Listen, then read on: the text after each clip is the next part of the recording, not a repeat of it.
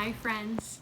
Today Oliver and I are going to be reading you this story, and it is called A Pig Parade is a Terrible Idea. The author is Michael Ian Black. Michael Ian Black.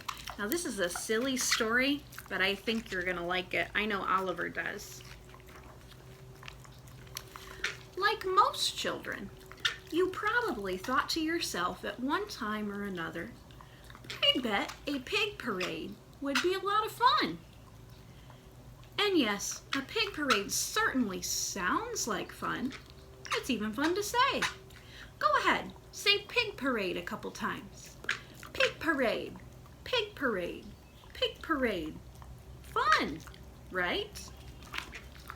Here I have a picture of a pig with a trombone. Like a pig in a marching band. After all, what could be more fun than gathering a few hundred pigs together for a grand parade and then watching them proudly march together in perfect formation down the finest boulevard of your hometown? There is a whole marching band full of pigs in this picture. Do you like that picture, Oliver? Would you be in a marching band? The only problem is, a pig parade is a terrible idea. Here I have a pig who's eating an ear of corn. He does not look interested in a parade. For one thing, pigs hate to march. They prefer to snuffle, which is kind of like walking with your nose. Snuffling is fine when trying to find leftover apple skins and acorns around the barnyard, but snuffling is simply an inappropriate way to conduct yourself along a parade route. Here I have pigs looking at the candy and ice cream and popcorn on the ground, and the one even has bubble gum stuck to his snout. Can you see that? Oh my goodness.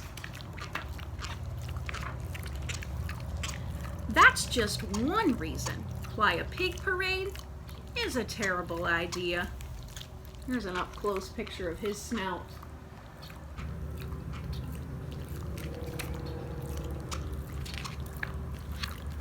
Also, pigs absolutely refuse to wear majorette uniforms. Even if you're able to find enough majorette uniforms for all of your pigs, which is a very difficult job in and of itself, just try getting those hundreds of pigs to put them on. Here are pigs in their uniforms. Now, Oliver does wear outfits, and he doesn't really mind putting on clothes that much, do you, bud? As long as he gets snacks when I put clothes on him, he doesn't care. So I bet he would wear a majorette uniform. Not these pigs. They will not do it. Perhaps they consider majorette uniforms unflattering. Nonsense. Everybody looks sharp in a majorette uniform. Even pigs. Especially pigs. But when you try explaining that to them, they just look at you as if you're speaking a language they do not understand. This pig is pouting. He does not like his outfit.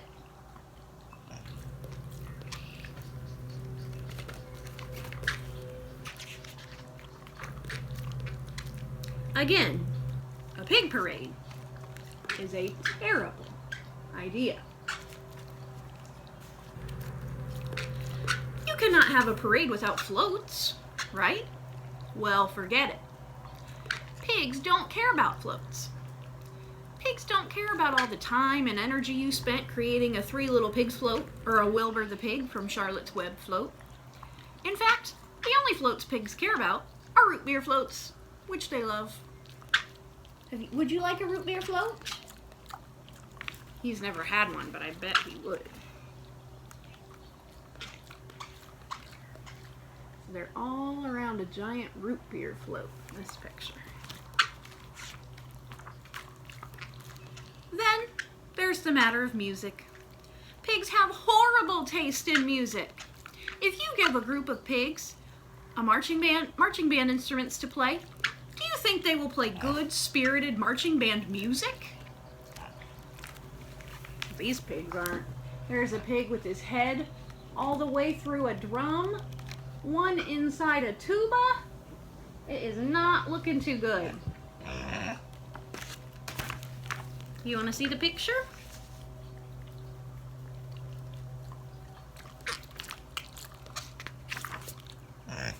No, they will not. They will play sad, sad country music ballads with titles like My Tears Are Wet Because My Mud's Gone Dry and I Just Want to Plop Into This Bucket of Slop. That kind of music is fine for slow dancing at hoedowns, but it is not appropriate for a parade.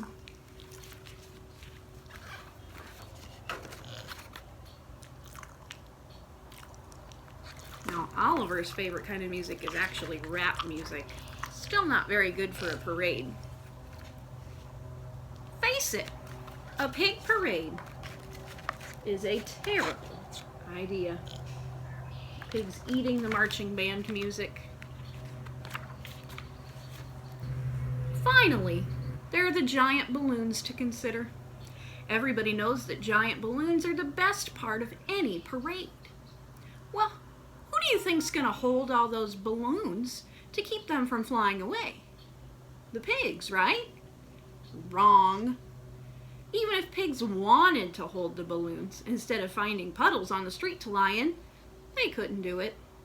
Because while pig hooves are good for digging up wild mushrooms, when it comes to holding giant parade balloons, they are simply not up to the job.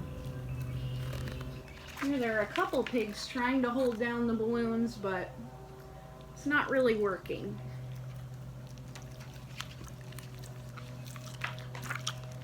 And what happens when those balloons go unattended?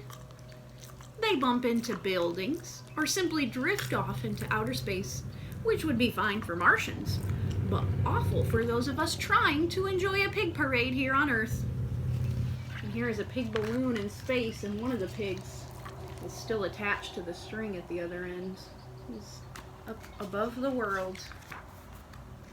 So, when you consider the constant sniffling, the refusal to wear majorette uniforms, the disinterest in pig-themed literary floats, pigs' preference for weepy country ballads, and their utter lack of discipline regarding proper balloon handling, it should be absolutely, completely, and totally clear that a pig parade is a terrible idea. This pig left. He left his band hat on the ground. A panda bear parade, on the other hand, would be fantastic. Uh-oh, and there's the same picture, except now it's pandas. Do you think a panda bear parade would go better than a pig parade? I don't know.